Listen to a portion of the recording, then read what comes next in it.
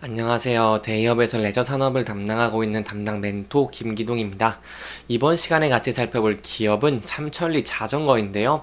이 기업이 어떤 기업인지 궁금하시거나 이 기업에 대해서 잘 알고 싶다, 혹은 매매 전략을 짜면서 어떤 시나리오를 쓰면 좋을지 이런 부분들에 대해서 제가 자세하게 설명해 드릴 테니까요. 딱 5분만 집중한다고 생각하시고 지켜봐 주시면 정말 감사하겠습니다.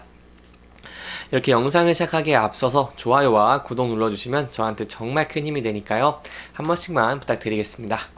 이번 시간에는 삼천리 자전거가 연구 개발 비용 R&D의 증가로 인해서 추가적인 상승 모멘텀이 생길 수 있을지 이 부분에 대해서 좀 자세하게 설명해드리는 시간을 가져보도록 하고요. 또한 중기적으로 어떻게 저희가 대응하는 게 좋을지, 대응 전략을 짜는 방법에 대해서도 좀 자세하게 설명해드리는 시간을 가져보도록 하겠습니다. 이 삼천리 자전거 같은 경우에는 금일 이렇게 주가의 등락폭이 좀 큰 모습을 보여주고 있습니다. 이렇게 1.7% 정도 상승을 했다가 1.4% 정도 하락을 하면서 여기 좀 중간에 0.16% 정도로 지금 상승을 하고 있는 모습을 보여주고 있는데요. 그렇기 때문에 저희가 현재 중요하게 좀 봐야 되는 부분이 뭐냐 한다면, 일단 여기서 241선이라고 할 수 있겠습니다. 이 삼천리 자전거의 앞선 차트를 보시면 241선에서 계속해서 저항을 받고 있는 모습을 보여왔습니다. 그렇기 때문에 현재는 이격이 좁아져서 이 부분이 좀 중요하다고 설명을 드릴 수 있겠고요. 여기서 만약에 삼천리 자전거가 241선을 좀 돌파하게 된다고 한다면 이때까지 이어졌던 하락 추세를 좀 탈피를 하고 상승 추세를 이어갈 수도 있다는 점 한 말씀 드리겠습니다. 또한 삼천리 자전거 같은 경우는 현재 이렇게 60일과 121선 위에서 주가가 형성되어 있는데요. 그렇기 때문에 61선이 무너지는지를 지켜보고, 만약에 이 121선까지 무너지게 된다고 한다면은 저희가 여기에 대해서 조금 안정적으로 신중하게 접근을 하는 것이 좀 안전한 투자가 되지 않겠나라고도 좀 설명을 드리겠습니다. 따라서 현재는 좀 중요한 자리라고 할 수 있기 때문에 단기적으로 21선을 돌파하는지, 그리고 그 다음에 241선을 좀 돌파하는지 여부를 지켜보시는 게 중요할 것 같고요. 이게 일봉보다는 이 삼천리 자전거 같은 경우에는 주봉으로 보시면 한눈에 좀 추세를 파악하기 쉽다고 할 수 있겠는데요. 현재 주가가 계속해서 하락하는 모습을 보이다가 좀 바닥을 다지는 듯한 모습을 현재 보여주고 있기 때문에 이 부분에서 이 주봉선에서 좀 크게 보겠습니다. 좀 크게 보시면은 이 주봉선에서 21선에서 현재 지지를 받고 있는 모습을 보여주고 있기 때문에 21선이 좀 무너지는지 여부를 지켜보시는 게 중요할 것 같습니다. 또한 일본 같은 경우를 보시면 여기서 만약에 이동평균선 이탈을 해서 하락을 하게 된다고 한다면 저희가 이 저점인 5,700원 이 부근대에서 지지를 받을 수 있을지 그 여부를 지켜보는 게 중요할 것 같고요. 이 부근대를 만약에 이탈을 하게 된다면은 이렇게 저점을 이탈하는 것이기 때문에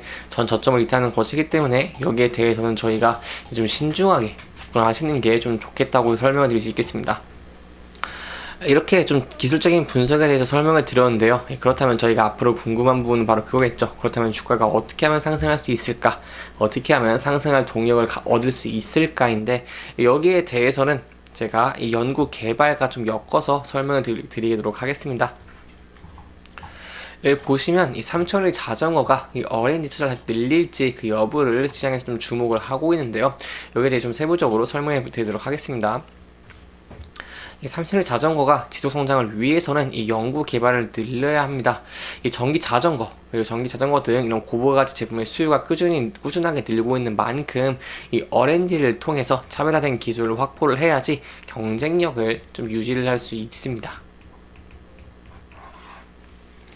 이 삼천리 자전거 같은 경우에는요, 최근 10년 가운데 이 3년, 2016년부터 2018년을 제외하고 이 매년 14억 원 안팎의 금액을 이 R&D에 투자를 하고 있다고 할 수 있겠고요. 이게 매출에서 이 R&D가 차지하는 비중 역시 1% 초반대에 머물러 있습니다. 2022년만 해도 이 R&D에 13억 1천만원을 투자해서 매출액 대비 비중이 1.13%에 불과했다고 설명드릴 수 있겠습니다. 이 삼성 자전거 같은 경우에는 2016년에 27억 2,700만원을 시작으로 2017년 그리고 2018년 각각 26억 9,700만원, 21억 원을 R&D에 좀 투자를 했던 건 이 전기 자전거 개발과 무관치 않고요. 이 같은 기간 56억 원의 누적 손실이 발생했지만 이 전기 자전거 시장이 막 개화하는 시기다 보니 경쟁의 우위를 점하기 위해서 이 전략적 투자를 단행할 수밖에 없었기 때문입니다. 하지만 2019년 들어서 전기자전거 등의 R&D가 어느 정도 마무리된 데다가 이 840억 원의 순손실이 발생을 하자 R&D 투자비를 2016년 이전 수준인 14억 원 안팎으로 다시 줄였다고 설명드릴 수 있겠고요. 실제로 삼천리 자전거 같은 경우에는 2019년 이게 14억 9,800만 원, 그리고 20년, 21년, 22년 좀 줄어드는 모습을 보여줬습니다. 22년에는 아까 말씀드린 13억 1천만 원이겠죠. 그럼 저희가 여기서 주목해 봐야 될 부분은 R&D를 왜 늘리지 않는지 그 여부가 좀 중요하다고 할 수 있겠는데요. 이 코로나 팬데믹 기간 동안 이 사적 모임이 사실상 금지가 되면서 이 자전거의 수요가 폭발적으로 늘었고, 이 덕분에 삼천리 자전거가 좀 반사이익을 누렸습니다. 하지만 그럼에도 불구하고 이렇게 이 R&D에 대해서 투자를 늘리고 있지 않다는 부분은 부정적으로 볼 수 있겠고요.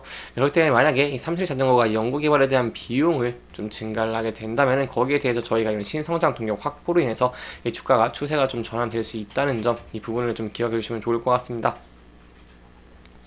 이 삼천리 자전거는 현재까지 그동안 진행해온 이 연구 개발 덕분에 이 중저가 자전거 시장에서 소비자들의 선택을 받고는 있지만, 전기 자전거 등의 이런 고부가치 제품에 대한 경쟁력 제고가 이루어지지 않을 경우에는 이 남은 수요마저 이 해외 기업에 좀 뺏길 가능성이 있습니다. 그렇기 때문에 연구 개발이 매우 중요하다고 할 수 있겠고, 연구 개발에 대한 비용을 좀 증가를 시킨다고 한다면 거기에 대해서 이 시장에서도 이 삼천리 자전거의 주가에 바로 반영이 될 수도 있다는 점, 기억하시면 좋을 것 같습니다. 그러면 저희가 주목해 볼 만한 부분은 언제, 그러니까 얼마나 할 거냐인데, 여기에 대해서 여기 보면 좀 설명해 드리겠습니다. 이 삼천리 자전거 관계자가 그간 자사가 이 경기 침체가 지속되면서 연구 개발을 위한 투자보다는 이 수익성이 낮은 사업부 축소 및 인력 구조 조정 등 체질 개선에 힘썼다고 하고요. 이런 고정비 부담 폐소로 인해서 수익성이 한층 개선된 만큼 내년, 이게 작년에 나온 기사라서 이 올해 24년에 R&D 비중을 늘려서 이 사업 경쟁력 제고에 힘을 쓸 계획이라고 밝힌 만큼 이 저희가 앞으로 삼천리 자전거가 이 R&D 연구개발 비용에 좀 증가를 하고, 거기에 따라서 이 주가도 좀 추세가 바뀔 수 있다는 점 기억을 하시면 좋을 것 같습니다. 그렇다면 저희가 앞으로 주목해봐야 될 부분은 연구개발에 얼마만큼의 비용을 더 투자를 하는지, 그리고 그게 좀 가시화가 되고 거기에 대해서 어떠한 결과가 나올지를 좀 주목해봐야 될 것 같고요. 거기에 대해서는 저와 함께 계속해서 함께 같이 알아보면서 나가주시면 정말 좋을 것 같습니다. 이렇게 이번 영상은 삼천리 자전거의 이런 최근 이슈, 그리고 앞으로 추가적인 상승 모멘텀이 있다는 부분들을 짚어보면서 진행을 했고요. 해당 영상은 개인적인 의견이 많이 들어갔기 때문에 투자자분들의 주관적인 생각과 해당 내용을 토대로 현명한 선택을 하시면 좋을 것 같습니다. 영상 잘 보셨다면 좋아요와 구독 부탁드리고요. 이 해당 영상뿐만 아니라 대기업에서는 그 누구보다 열정적인 멘트들이 많으니까요. 부디 타 종목의 영상도 시청해 주시길 바라며 오늘 영상 마무리하도록 하겠습니다. 끝까지 시청해 주셔서 감사합니다.